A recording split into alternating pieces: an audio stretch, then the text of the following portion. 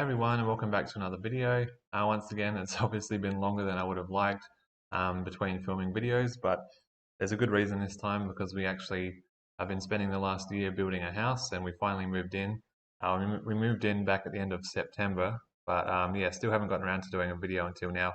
Obviously, I'd like to keep doing more and have them coming out a bit more frequently than they are. Um, but yeah, today we've got one that I'm excited about because I am going to be ranking all 13 films in the Halloween franchise. Up until a few weeks ago, I'd only ever seen the original film from 1978, the John Carpenter movie. And coming up to Halloween, I thought I'd like to actually check out the whole franchise because it's a pretty big one, 13 films in one series. And so I finally finished it a couple days ago, watched the last one. I didn't rewatch the first one because I already had 12 other movies to get through. So it's a very mixed bag for me. There's a lot of films here that I really enjoyed and a lot that I didn't enjoy very much. But yeah, overall, I've really come to appreciate the franchise as a whole. I really like the different kind of routes that you can take as far as it's not 13 films that continue from each other. There's all different storylines and timelines, and you can kind of pick and choose which one you want and follow, like, the original six films or whatever, or just watch the first one and go to the new trilogy, or the first two and go to the H2O films, or the Rob Zombie films and things like that. So there's really a lot of choice when it comes to the Halloween films. And I really like the character of Michael Myers. I think he's pretty consistent, even through the bad films. He's a pretty consistently good character, even if sometimes the masks look pretty average in some of the movies. Um, he's still a really cool character, really cool Halloween character, very iconic. And yeah, it was really cool kind of just watching all of these films recently for the first time.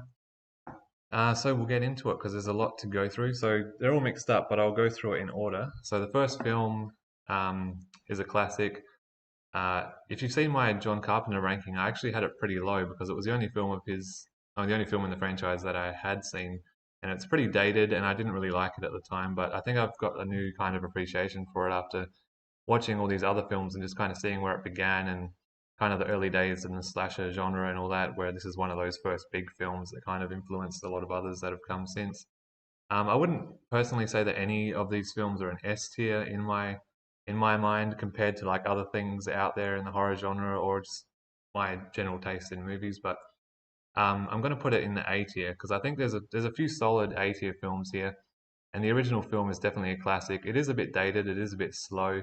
The violence is not um, definitely by today's standards. It's not kind of excessive or over the top or overly violent in any way.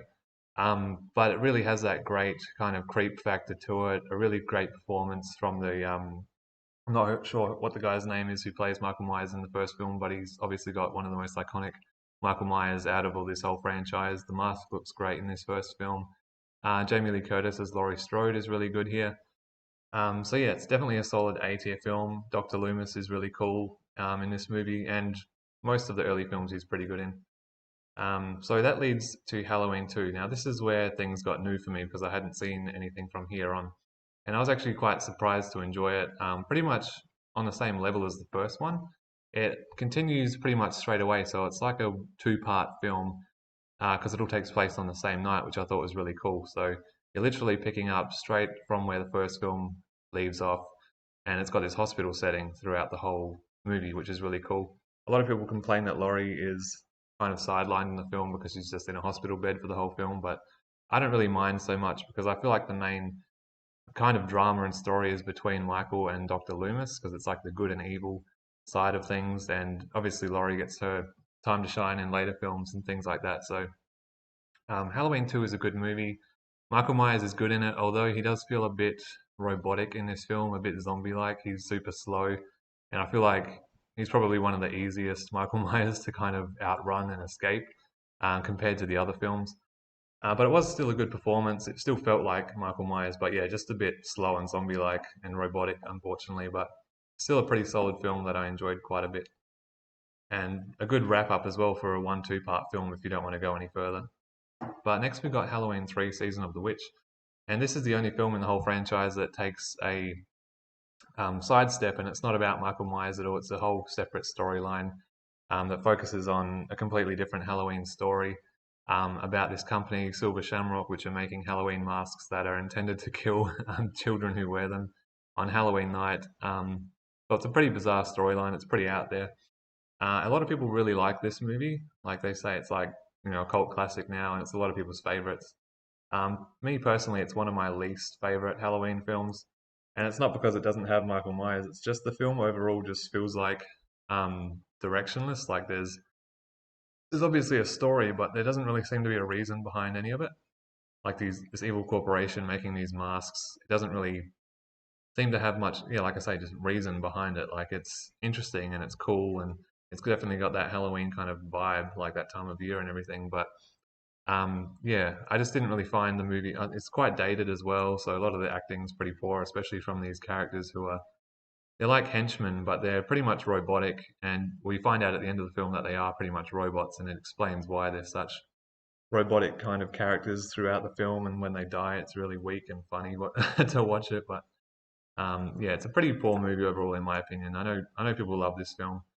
It was still kind of entertaining. I'll put it in the C tier because it wasn't a complete misfire or anything like that, but it definitely wasn't one of my favorite films in the franchise. So after Halloween 3, we go back to Halloween 4, which is Michael Myers is back because I don't think the third film did well when it came out, so people wanted Michael Myers back. And so obviously the title is The Return of Michael Myers. So continuing from number 2, and I really liked this film. I think it's one of the better films in the original lineup as well. Again, I'm going to put it in the A tier because I think it's just as good as the first two films, in my opinion. I actually really liked it, possibly even more than those first two films. I know Michael Myers looks a bit weird in it, and his mask is different, and he's got shoulder pads and stuff.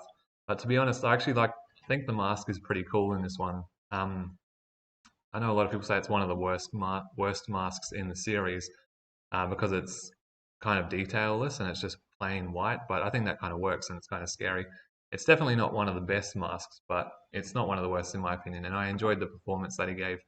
I really enjoyed the new storyline where we focus on the character of Jamie Lloyd, I think it is, and she's supposed to be Laurie's daughter from this timeline after Laurie's passed away, and played by Danielle Harris, who gives a fantastic performance in this film. And yeah, one of the best probably characters in the whole franchise is this young girl who is in the fifth film as well and the sixth film, but they kind of waste her in those movies, and she's done really well in this film. There's a great cliffhanger at the end of the movie. It's a great kind of standalone film if you don't go into the fifth and sixth film in this Thorn trilogy, because those films are a real letdown in my opinion compared to this one. I think this is real top tier Halloween in my opinion. It also gets the full like kind of Halloween vibe right and the aesthetic and everything as well, which is really cool. And that's what you want with these movies is a good atmosphere. So yeah, that fourth film is a really great film, and I'd love to get it on 4K eventually, but it's super duper expensive if you're going to get it from America or anywhere. So next up, we got the fifth film, The Revenge of Michael Myers, which tries to follow up what happens at the end of the fourth film, but really fails and falls hard. It doesn't know what to do with it. You've got a lot of dull characters. They really just waste Danielle Harris in the film as well. Michael Myers looks weird in this film. He's got a weird neck thing going on with the mask where it's all just coming out on all sides and it looks really weird. I don't know why they didn't just tuck it into the jumpsuit. But overall, the film's just bland and boring. I'm going to put it in the D tier because it's pretty bad. It's definitely one of the worst films in the franchise. And it's a real disappointment following the fourth film, which is one of the best movies, to like come into this movie and just be like, wow, that was you had all this setup and all this build up to have a great film, and then it just was let down massively. Also, Dr. Loomis, Donald Pleasence's Dr. Loomis, was really weird in number five. I didn't really like him, especially after number four, which I felt like was his best performance in the whole franchise. To give a really weird, over the top one in the next film was, yeah, it just didn't really suit. So I definitely would recommend watching the fourth one, but then not going into the fifth or sixth ones. Because I felt pretty much the same way about the next one, which is The Curse of Michael Myers. I'll chuck that in the D tier as well. I watched both of these like over 2 nights recently, and they were both pretty underwhelming and forgettable. I'd say that they're probably the two most forgettable films in the franchise. They're just like pretty weak. The kills aren't memorable. There's just nothing really that memorable or interesting about these films. It was kind of cool seeing Paul Rudd in his first film though in Halloween 6, but yeah, like there's nothing much to those films. I'd say like there's a weird cult that comes into it in number 6, which just feels stupid. Like, you don't really need to explain Michael Myers and why he's doing what he's doing. That's the whole point of him. He's just this evil entity behind this mask, and so they try and explain it through this cult kind of thing happening to him. But yeah, no, I wasn't really impressed with that film either. So next up, after the original 6 films, we got H2O, which is 20 years later, meaning 20 years after the original film. So we get Jamie Lee Curtis back as Laurie, um, playing her character 20 years later after the events of the second film. Um, and she's really great here. It's good to see her back, giving a really solid performance as Laurie. This is another one of those solid A-tier films, I'd say. Yeah, it's really good. I've got this one on 4K. And it has kind of Scream vibes, which is the weird thing about it. I guess it came out around the same time as Scream 1 and 2. So it doesn't feel so much like a Halloween film as much as it feels like a Scream film, in my opinion, which is kind of the thing that lets it down a little bit for me, is that it doesn't have, yeah, it's got more of a Scream vibe than a Halloween vibe, which is weird. Also, another thing I don't like about it is Michael Myers' mask in the film. It's actually one of my least favorite ones in the whole franchise. The fact that his hair's all sticking up everywhere and you can see his eyes through the eye holes, which is usually it's only black or you get like brief glimpses, but you can clearly see his eyes through this mask and it just takes away the scariness of him. He also doesn't feel as big or menacing. And yeah, I think like even though it's a really good film overall, there's a lot of issues I still have with it, and definitely one of the weaker Michael Myers in my opinion, even though a lot of people might disagree. Just the general look of him and like I said, the vibes that it was giving off of Scream and all that. But overall, it's a pretty solid film that I still had a lot of fun with. And unfortunately, they carried on this storyline with Halloween Resurrection, which is pretty renowned as being the worst Halloween film, and I'm going to have to agree. I'll put that in the F tier. So it continues on from H2O, and Laurie is killed off in the first 15 minutes of the movie because they kind of retcon the ending, which is stupid because they had a great ending in H2O. But obviously they wanted to continue the story for some stupid reason. So we got this really pathetic story about people going into Michael Myers' house, some kind of TV show, and they all have like these webcams on. Like it's an interesting kind of concept, but nothing about the movie works at all. It's really stupid, and the characters are so dumb, and just the writing and the acting, everything is so bad about this film. Um, to be honest, though, you can still watch it and be slightly entertained by it and have fun with how stupid it is. But it's not a good movie at all. It's easily the weakest in the franchise for me. Easily an F tier film. There's nothing I can really recommend about it at all. So it's going down the bottom. Yeah. So next up, we've got the 2 Rob Zombie films. So these are 2 kind of remakes that Rob Zombie did in like 2007, 2009. And a lot of people don't like these films at all.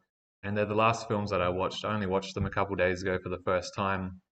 And I wasn't expecting much from them, to be honest. I thought, yeah, I'm probably not going to enjoy these ones too much because they just everything I've heard about them. Like I do know there are a few YouTubers who do really like them, but it didn't feel like it was going to be my kind of taste or style. But to my surprise, I actually really enjoyed both of them, to be honest, even the second one. Um, so Halloween, we'll focus on 2007 first. I actually like this film enough to put it in the A tier as well, and I'd put it even above H2O. I know that a lot of people don't like that we get this kind of backstory to Michael when he's a kid and what caused him to kind of turn into the monster that he is. I know a lot of people like it to be left alone and ambiguous, so you just feel like he's this unstoppable force of evil that's not really human, but they kind of humanize him in this film and give him a backstory. And I think that's fine for this 2-part film because it's not saying, hey, I'm replacing the original storyline or timeline. This is just for these 2 films, which is kind of like you can take as a spin off, even, or a sideline. So for these films, I think it works. And obviously, he grew up in a horrible family, which really affected him. And then we focus on him at the sanitarium. And then the second half of the film is like the remake of the first Halloween, where it's Halloween night and he's stalking Laurie Strode again. But he's like this real big, menacing force, almost like this hulking giant in this film. I think the dude, Tyler Mane, I think his name is, who plays him, is like pretty much 7 foot tall. He's like this huge monster of a guy.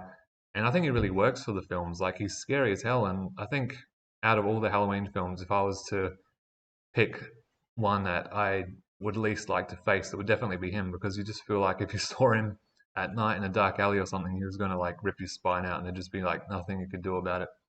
Especially compared to like, say, the original Halloween 2, where you feel like you could literally walk faster than Michael Myers and get away from him. But yeah, the 2007 film is brutal. It's over the top. I watched the director's cut, which is pretty full on in some parts, and I've heard the theatrical cut's better. So I'd like to get that and see that one. But as it is, I really enjoyed the film. I think it was a great new spin on the storyline and gave it kind of like a fresh new view and everything. And same goes for Halloween 2. I didn't like it quite as much. I probably actually put it just below H2O even. But I'd still keep it in the A tier because I thought it was great. And I watched the director's cut of this as well. This one focuses less on Michael and more on Laurie. And she was played in these films by Scout Taylor Compton, I think her name was. And she's really good in both films. Like, she's not very likable in the second film because of how extreme her PTSD is, but she gives a super believable performance, and it's just such a dark, depressing, kind of brutal film, but it really works for these two movies in the franchise, I think. And some of the kills are just brutal and violent in this movie, but they do work really well for the film. And yeah, I did enjoy them quite a bit. So yeah, I think they're all possibly A tier films for me. Uh, So next we have the final trilogy, which is the recent David Gordon Green trilogy, I think his name is, the director, starting in 2018. And this is a continuation from just the first film. So we're discounting the second film where you find out that Laurie and Michael are brother and sister. So that's not part of part of this movie. Um, so 2018 was excellent. I thought it was a great movie. It's one of my favorites. I'll put it right up the top. Um, I think they got Michael perfect in this film. Just his look, the way he walks and moves, the mask is perfect. The kills are super brutal and violent. I love the Halloween night tracking shot. The music, some of the characters, so many of the scenes in this film are just brilliant. And overall, I think it's kind of like the best, I guess, kind of follow on that you could have done in this day and age. 40 years, because this is 40 years after the original Halloween now. So we had H2O 20 years after. Now we've got the 40-year after kind of version, and you follow Laurie, played excellently again by Jamie Lee Curtis, so much longer after the events of the first film. Seeing her turn into this kind of Sarah Connor, brutal woman who's, turned her house into like a super, Home Alone trap pretty much for Michael, expecting him to break out of prison, which he does. And yeah, it's a great film. I really like it. I think it's pretty much as good as you could have done for a new trilogy in the franchise. And I feel pretty much the same way about Halloween Kills. I'm going to chuck that up high as well in the A tier. Um, I think Halloween Kills is an excellent two-part to the original 2018 film, sorry. Just in the same way that Halloween and Halloween 2 work together really well as a two-parter, because Halloween Kills takes place on the same night. And Michael is just brutal in this film. Like, he's like a rabid dog just trying to get away with as many kills and murders as he can do in this film. And it's one of the most brutal films in the franchise, like the Rob Zombie films. Um, yeah, a lot of people don't like it because the characters are dumb and stupid and say stupid things, but I don't care. I really like this movie a lot. Michael's great in the film. Yes, Laurie is sidelined because she's in hospital for most of the movie, like in Halloween 2, but like I said, that didn't bother me in that film, so it doesn't really bother me here. And I really like the extended director's cut, which has a few more kills or extended moments, and I really like the way it ends. You really feel like it's setting up for this epic third showdown, which we unfortunately didn't get in the Halloween Ends film. But in my opinion, 2018 and Kills are a great two-parter. I pretty much have them equal to each other, even though a lot of people don't like Kills. And then to end things, we have Halloween Ends from 2022, which everyone was expecting to be this big final showdown between Michael and Laurie. And they pretty much sideline them until the last 15 minutes of the film to focus on this new character of Corey Cunningham, who is a good character and has an interesting story arc.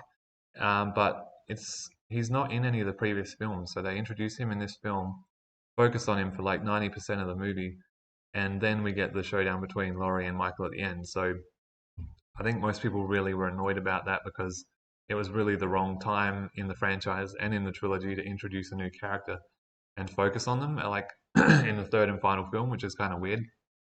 I feel like it would have worked better if he was a side character in the first two films and then was developed more and more over those movies before we get into the third film.